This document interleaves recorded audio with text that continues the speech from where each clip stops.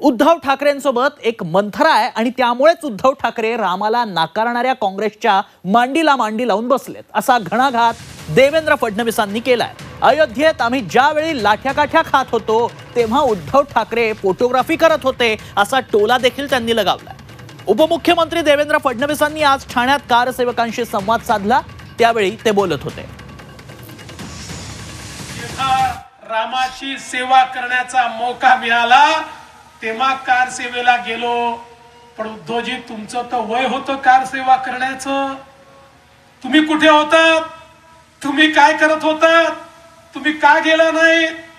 त्यावेळी तुम्ही निसर्गाची फोटोग्राफी करत होतात, तेव्हा तुम्ही चित्र काढत होतात। ज्यावेळी कार सेवक गोळ्या खात होते, अरे लाठी गोली खाएंगे मंदिर वही बनाएंगे, हे ज्यावेळेस कार सेवक सांगत होते त्यावेळी तुम्ही फोटो काढत होते।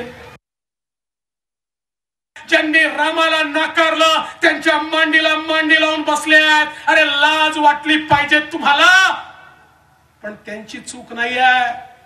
रामायणात देखील मंथरेचं ऐकलं की काय होतं हे रामायणाने सांगितलं। उद्धव ठाकरेंसोबत एक मंथरा आहे।